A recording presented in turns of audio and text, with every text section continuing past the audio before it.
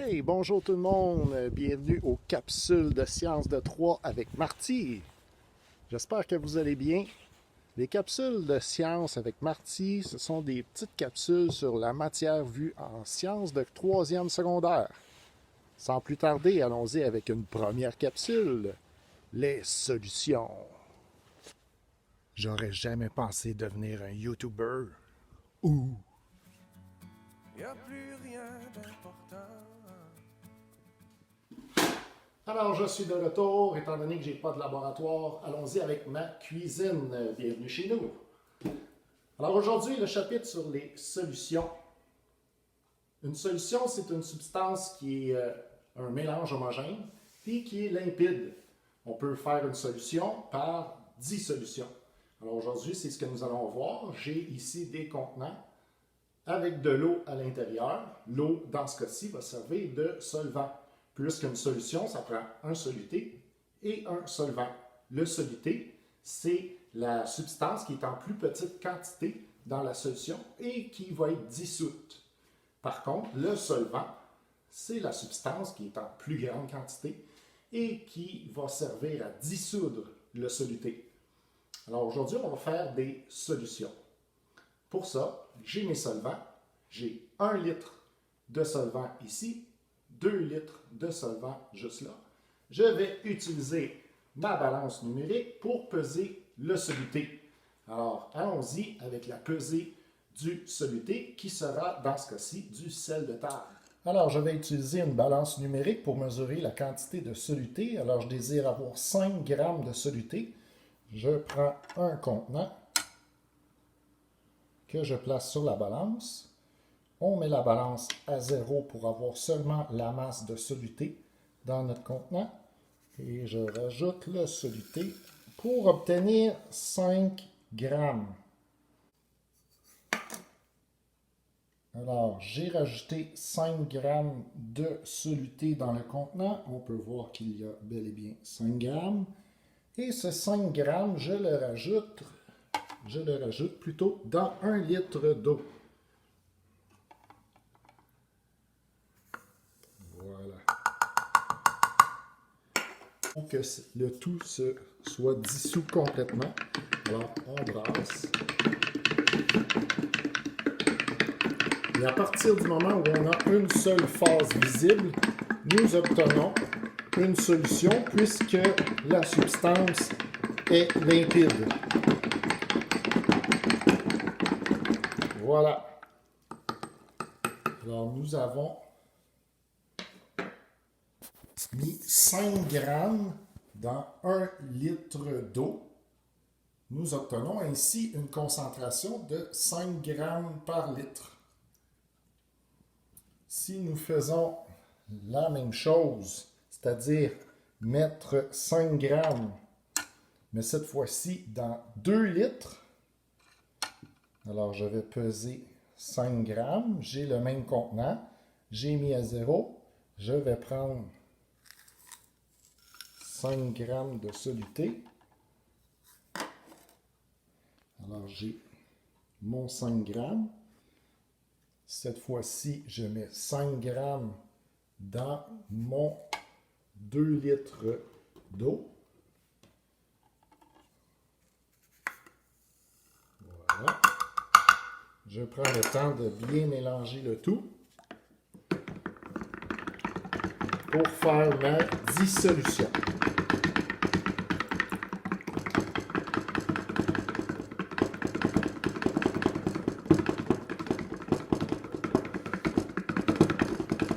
Et voilà. Donc, ici, j'ai mis 5 grammes dans 1 litre.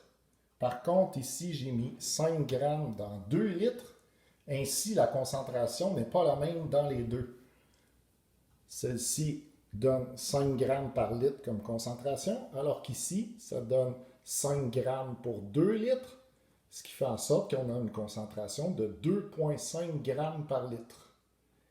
Alors, nous avons fait 2 solutions de concentration différentes à l'aide de soluté, de solvant, et nous obtenons 2 concentrations complètement différentes. Si je veux obtenir la même concentration avec lui, si lui j'ai 5 grammes par litre, lui il va falloir que je mette 10 grammes pour le 2 litres, et ainsi on va obtenir 5 grammes par litre. Alors ça, c'est ma solution à 5 grammes par litre. Et ici, c'est ma solution à 2,5 grammes par litre. Chers amis, petite leçon de vie. Pour éviter le gaspillage, les solutions que je viens de faire, où j'ai utilisé comme soluté du sel de table, on n'a qu'à rajouter du jus d'orange à l'intérieur des deux solutions et nous obtenons un bon breuvage pour les sportifs. On peut même rajouter d'autres électrolytes comme du zinc ou du magnésium et ça fait un breuvage complet. Donc, lors de vos activités, avec les pertes électrolytiques dues à la sueur, lorsqu'on va uriner, le fait d'avoir des breuvages comme ça, au lieu d'acheter ceux sur le marché, ceux-là vont être beaucoup plus santé. Alors, ça évite de faire du gaspillage et mes breuvages vont être vraiment adéquats pour mes sports que je pratique. Alors, voici les exercices sur la concentration. On va en faire un ensemble. Alors, vous pouvez retrouver ce document sur Eco. Je viens de vous présenter la première page de ce document. On va faire le E. Étant donné que le D est déjà fait, on va passer à l'exercice E selon la méthode 1 présentée à l'exercice D. Alors, l'exercice E, nous avons 20 grammes de sel dans 2000 millilitres d'eau. On voit la réponse 10 grammes par litre. On va le faire ensemble maintenant.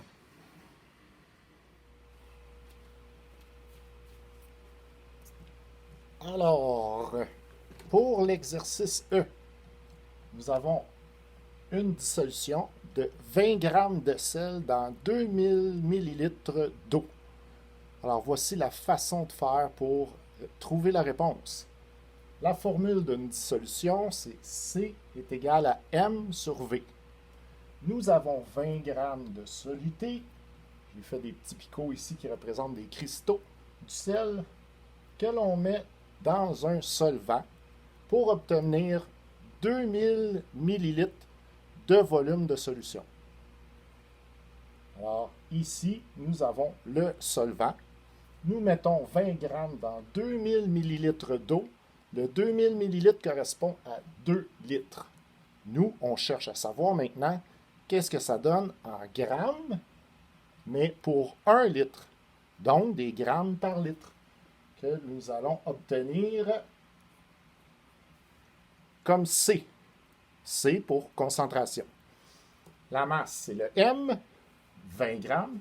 Le volume, 2000 millilitres. On divise par 1000.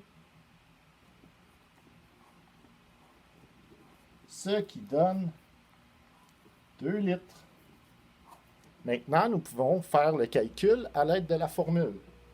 Le C, on le cherche. Nous avons 20 et nous avons 2. 20 divisé par 2 donne 10 grammes par litre. C'était la réponse de l'exercice E. Sur ce, de retour, la prochaine capsule, la semaine prochaine. Soyez des nôtres. J'espère que la petite capsule vous a aidé à comprendre les solutions. Tout va bien aller. Gardez la forme.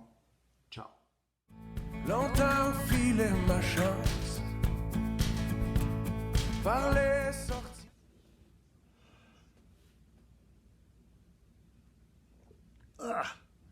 Un peu trop salé, ça. Ouf, ma recette, va falloir que je la change par dilution parce que c'est un petit peu trop salé. Regardez ma prochaine capsule pour savoir comment faire des dilutions. D'ici ce temps-là, gardez le sourire. Un